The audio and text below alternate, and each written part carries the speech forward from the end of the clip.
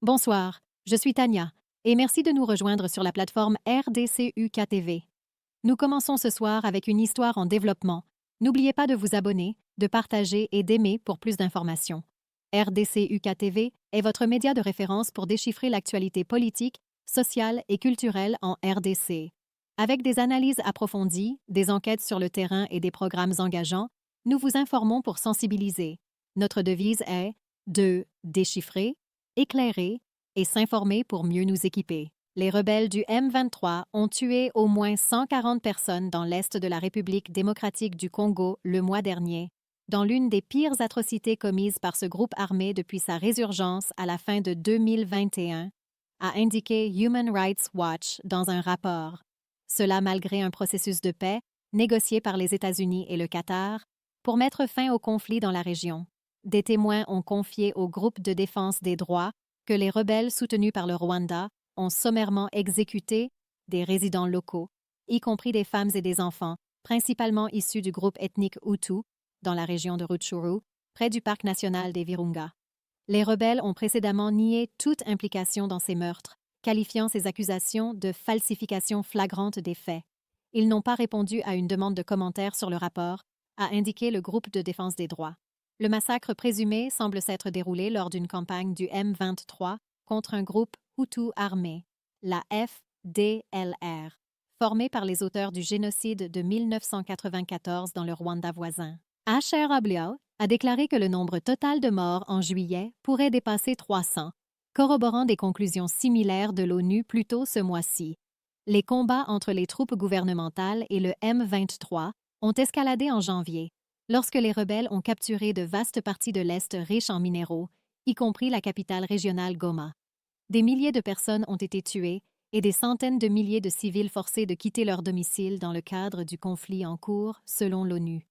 Dans le rapport publié mercredi, HRW a indiqué que le M23 avait utilisé des machettes et des tirs pour attaquer des personnes dans au moins 14 villages et zones agricoles près du parc national des Virunga entre le 10 et le 30 juillet. Les combattants du M23 ont encerclé et bloqué toutes les routes menant à la zone pour empêcher les gens de partir, ont déclaré des témoins. Nous nous sommes réveillés le 11 juillet et étions nombreux. Ils étaient déjà à notre porte. Ils ont tué des gens avec des fusils et des machettes, a déclaré un homme, ajoutant que 5 membres de sa famille avaient été tués dans la région du Katanga. Une femme qui a vu des combattants du M23 tuer son mari avec une machette le 11 juillet a déclaré que ces combattants avaient rassemblé ce jour-là environ 70 femmes et enfants. Ils nous ont dit de nous asseoir au bord de la rivière, puis ils ont commencé à tirer sur nous, a-t-elle déclaré, ajoutant qu'elle avait survécu en tombant dans la rivière sans être blessée. Un autre homme a dit qu'il avait vu de loin les rebelles tuer sa femme et ses 4 enfants âgés de 9 mois à 10 ans, selon le rapport.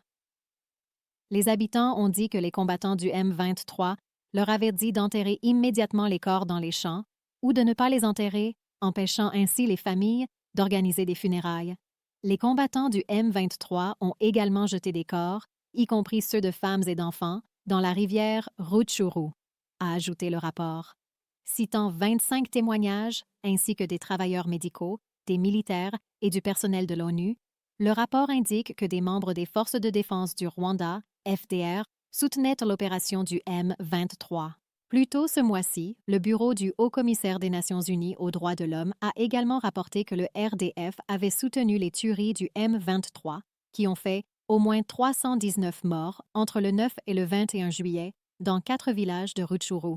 Kigali n'a pas répondu à la déclaration de HRW, mais a violemment nié les accusations de l'ONU, les qualifiant de gratuites et d'allégations sensationnelles, affirmant qu'elles risquaient de saper le processus de paix et soutenant qu'un groupe armé opposé au M23 avait perpétré ces tueries.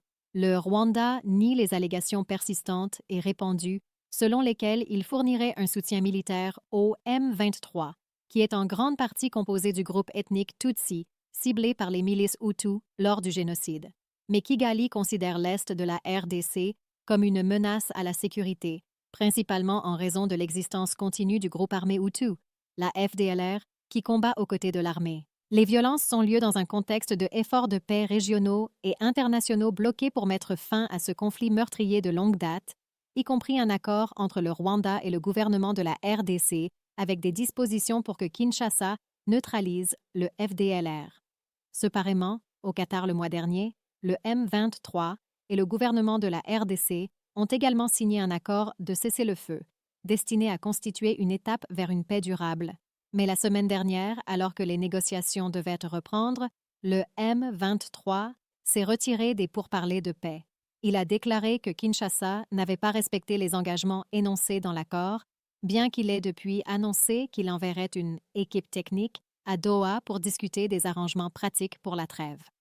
L'armée congolaise a également accusé le M23 de violer le cessez-le-feu. HRW a exhorté le Conseil de sécurité de l'ONU, l'Union européenne et les gouvernements à condamner les graves abus constatés dans l'est de la RDC, à imposer de nouvelles sanctions à ceux qui en sont responsables et à faire pression pour l'arrestation et la poursuite appropriée des commandants impliqués dans le conflit. Les hauts commandants militaires du RDC, arrêtés dans le cadre d'une enquête sur les défaites des FARDC dans l'est du Congo. Le gouvernement congolais a ouvert une vaste enquête sur les échecs des forces armées de la République démocratique du Congo, FARDC, suite à des revers militaires successifs à Bunagana, Goma et Bukavu. Un document confidentiel daté du 29 juillet 2025 de l'inspection de l'armée, IGFARDC, révèle qu'au moins 25 hauts responsables, dont d'anciens chefs d'état-major, commandants de division et chefs des opérations, ont été convoqués pour un interrogatoire. L'enquête est menée sous l'autorité du général Amizi Toumba Gabriel, inspecteur général des FARDC, avec le soutien du bureau du vice-premier ministre chargé de la Défense. Selon le document, les personnes invitées comprennent le général Chiwewe Songjesha Christian, ancien chef d'état-major général des FARDC, le général Baumunda Ntumba Frank, ancien chef du renseignement militaire, et plusieurs anciens commandants des secteurs régionaux et opérationnels du Nord et du Sud Kivu. La liste comprend également des commandants d'unités spécialisées telles que la garde républicaine et les forces de réaction rapide. Publicité en tête, l'enquête, officiellement lancée suite à des ordres du ministère de la Défense nationale, vise à déterminer les causes de ce que les responsables ont qualifié de débâcle de l'armée, commençant par la perte de Bunagana en 2022 et s'étendant aux effondrements récents à Goma et Bukavu en 2025. Dans sa lettre, le général Amici Toumba a noté que certains officiers sous enquête sont actuellement en détention. Pour ces derniers, l'inspection et le bureau du vérificateur général de l'armée mèneront des auditions directement dans les établissements pénitentiaires. Les officiers dont les noms figurent en annexe sont invités à des sessions de travail avec l'inspection générale des FARDC dans ces quartiers généraux. Ceux en détention seront interviewés en collaboration avec le contrôleur général, indique le communiqué. Responsabilité en période de crise. L'enquête intervient à un moment où la pression sur le gouvernement du président Félix Tshisekedi ne cesse de croître, alors que la rébellion du M23 et ses groupes alliés continuent de progresser dans l'est du Congo malgré le soutien militaire régional. La confiance du public dans les FARDC a été gravement ébranlée par les défaites successives, alimentant des accusations de corruption, de mauvaise gestion et de collusion au sein des rangs militaires. Les analystes considèrent l'enquête comme à la fois une recherche de responsabilité et une tentative de restaurer la crédibilité de l'armée. Cependant, certains observateurs avertissent que, à moins que l'enquête ne traite des problèmes systémiques, tels que les défaillances logistiques, l'ingérence politique dans les structures de commandement et le moral insuffisant des troupes, elle risque de devenir un geste symbolique plutôt qu'un véritable tournant. L'inspection de l'armée devrait remettre ses conclusions au ministère de la Défense et à la présidence dans les prochains mois, en précisant les responsabilités et en recommandant des réformes pour renforcer la chaîne de commandement.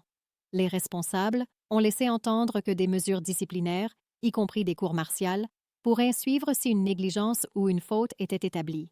Pour Kinshasa, l'enjeu est élevé. Avec de vastes zones du Nord Kivu sous contrôle rebelle et des relations diplomatiques tendues avec le Rwanda voisin, le gouvernement espère que cette enquête ne se contentera pas d'attribuer des responsabilités, mais ouvrira également la voie à des réformes susceptibles de restaurer l'efficacité des FARDC dans la protection de la souveraineté congolaise. L'accord de paix provisoire du Congo avec le M23 vise à rétablir le contrôle du gouvernement sur les zones contrôlées par les rebelles d'anciens membres des Forces armées de la République démocratique du Congo, FARDC, et des policiers qui auraient capitulé face aux rebelles du M23 arrivent à Goma, au Congo, dimanche 23 février 2025. Photo AP Moses Sawasawa, archives. D'anciens membres des Forces armées de la République démocratique du Congo, FARDC, et des policiers qui auraient capitulé face aux rebelles du M23 arrivent à Goma, au Congo, dimanche 23 février 2025. Photo AP Moses Sawasawa, archives. Par Saleh Moanamilongo et Wilson McMakin.